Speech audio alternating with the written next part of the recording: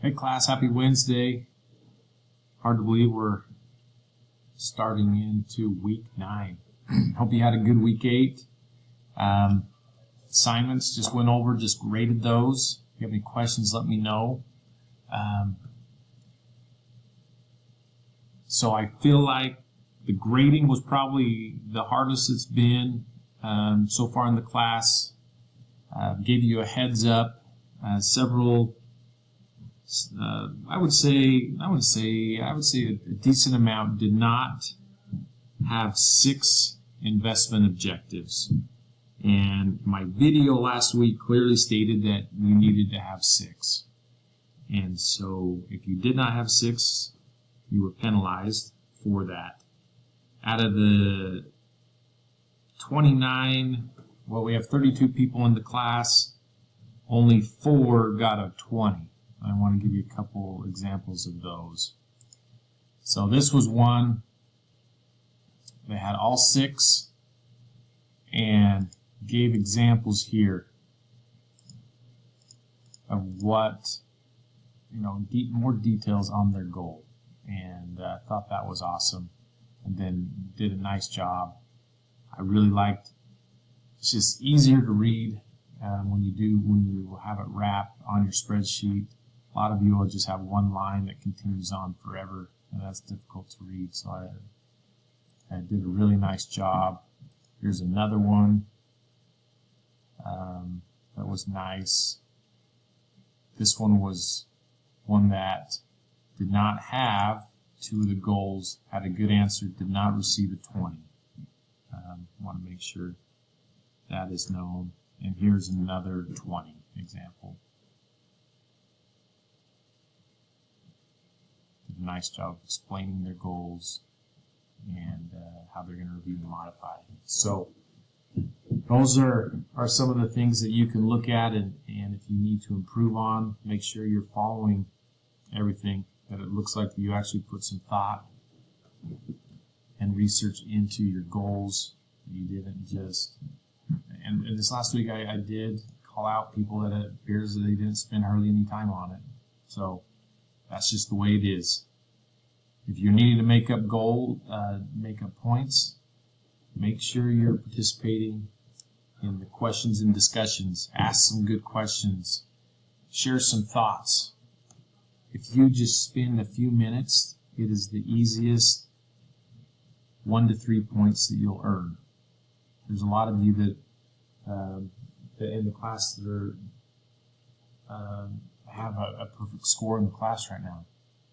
And a lot of that, and it has everything to do with them participating every week and getting 2 to 3 free points every week.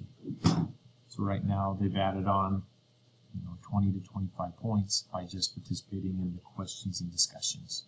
So you just need to make sure you're asking a thought-provoking question or sharing something that you found that you thought was interesting.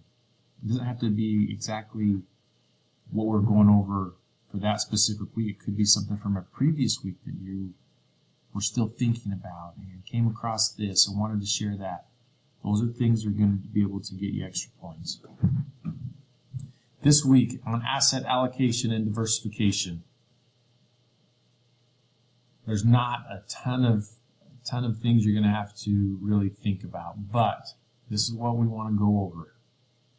First part of it is your asset allocation.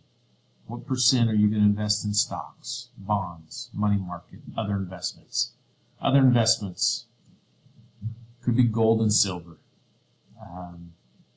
There's some doomsdayers out there that think, based off of the election yesterday, that they're going to run out and they're going to buy gold and silver. Real estate is another one that's going to be very common in there. So I wanted to give you an example first of my father. My father, his investments would look more like this.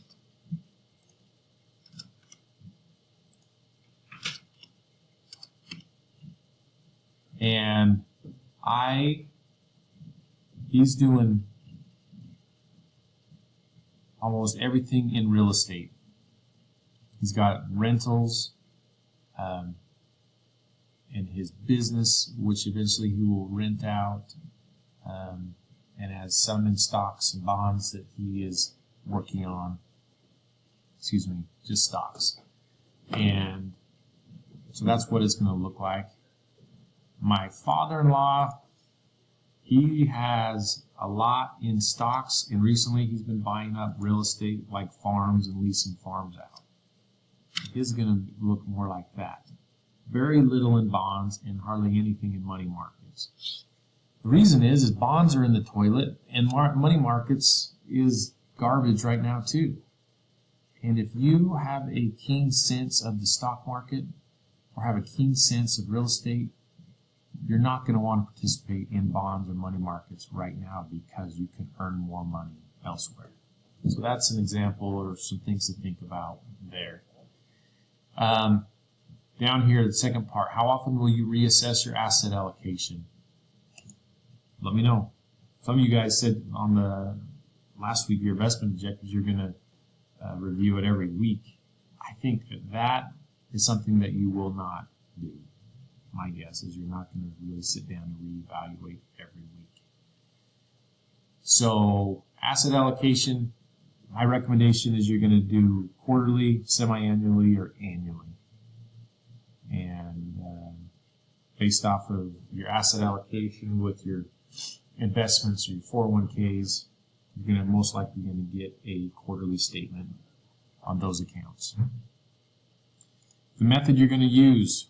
So in your readings it talked about the age multiplier. Some other examples. The rule of thumb in the past was take 100 and subtract your age by it, and that is how much you're going to invest in stocks. And then the rest you're going to diversify down as such. So right now, if you're 25 years old on this rule, you're going to put 75% in stocks. And then do the rest that way. But because we're living longer, that rule, the rule of thumb, has now changed to 120. So if you're 25 right now, they're saying, if you don't really know, 95 is going to be in stocks. All right? Some other examples are the fixed asset allocation tool. And that is where you are going to, at this point, you're going to say, no, I'm going to do 75 stocks, 15 bonds, 10 money market, and I'm going to do that for the rest of my life. Or I'm going to do 50, 25, and 25 for the rest of my life. I'm never going to change it.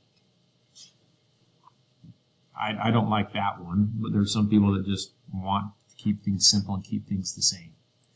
Time horizon, this is where it is not for your lifetime. It is for a very specific period of time and for a very specific objective. For example, your child education, your children's education. Maybe you started early. Maybe it's going to be where you have 10 years left on that. And so what you're going to do is you're going to have a 10-year potentially on investing for your children's education. You can say, I got 10 years and I need X amount of dollars, and to get there I'm going to do X, Y, and Z. Okay? And last one was one where it's your ability to sleep. So you will invest X amount of dollars in stocks that will carry more risk, and your threshold is going to be, how much can I invest in stocks and still allow me to sleep at night? So that's what it comes down to, is your ability to sleep. And lastly, right here, yes or no on this answer. We try to achieve diversification, yes or no. And no, regardless of yes or no, explain. Really explain. It should be a couple sentences, it should be a paragraph, and show that you actually thought about it. So class, hope you have a great week. If you've got any questions, concerns, please call, please email, let me know. Have a good one.